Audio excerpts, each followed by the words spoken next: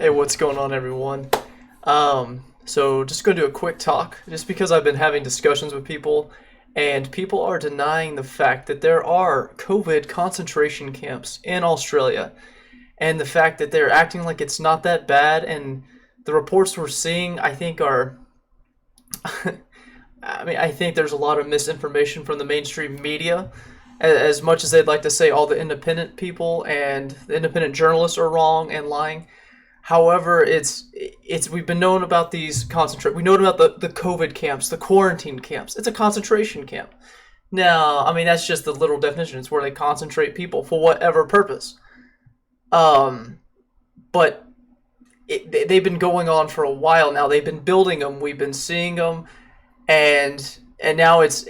I don't know how people deny that it's still happening, but they've begun doing the quarantine camps. They rounding up. They've deployed the army. They've deployed forces to go and round people up. You have different areas in the northern area or the northern territory of Australia. They've sent military with military vehicles picking people up. They have people going around knocking door to door asking if asking or checking vaccine status, making sure people aren't leaving their homes, or some people that are locked down that can't even leave for food. It's they're literally locked down in their house, or they get taken away to a camp. They get taken forcibly against their will, and they get put in a camp. I mean, does this not? Are we forgetting about the recent history when people were taken and loaded up into vehicles and trains and shipped to camps, and then terrible things were done? And it's scary because Australia is very much a Western civilization, more with a a first world country that is doing this. And it's also, I mean, for the people that always like to point out that Australia's gun buyback program was so great, I'm pretty sure most people there are regretting that decision now. But I mean, even here's the story that they had three teenagers in they like to. There's been reports of how great these camps are. There was, I guess, some hot chicks in bikinis posting pictures at the camps, like, oh yeah, it's full of hot babes. Yeah, no worries. I mean, I don't think anyone being taken to a camp against their will, no matter how great you may think it is, or how great, like, I don't think that beats freedom. I don't think that beats the idea that you can leave and go anywhere you want at any point in time because you might or might not have been exposed to someone.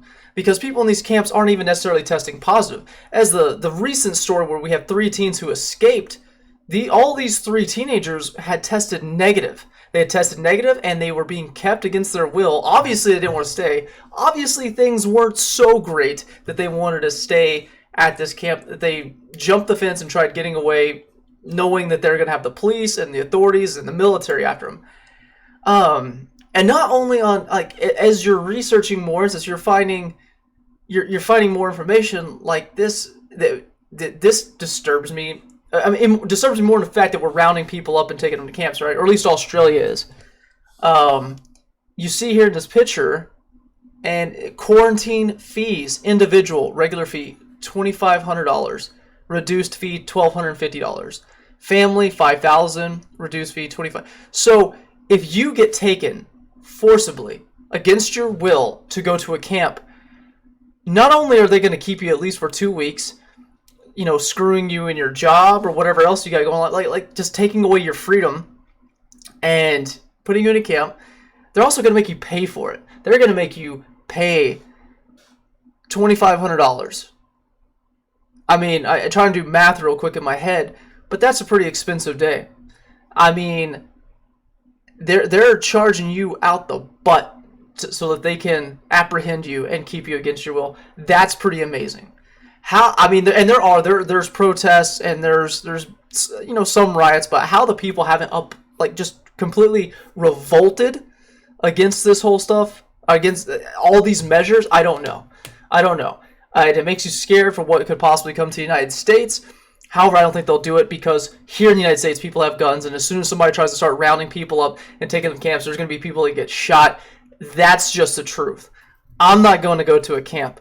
I'm not going to comply with anything that forces you to go, that rounds people up and puts them on a train or puts them on a bus to go to a camp when they're United States citizens. They're awarded due process. They're awarded the Bill of Rights, the Constitution, their God-given rights that the government doesn't have the ability to take from you.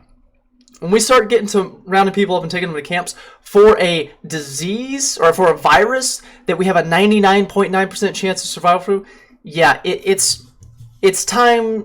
It's time to start standing up and fighting back against the government. Standing up against this. Stop complying. You can't comply your way out of tyranny. That's my message for today. I hope you'll have a good one.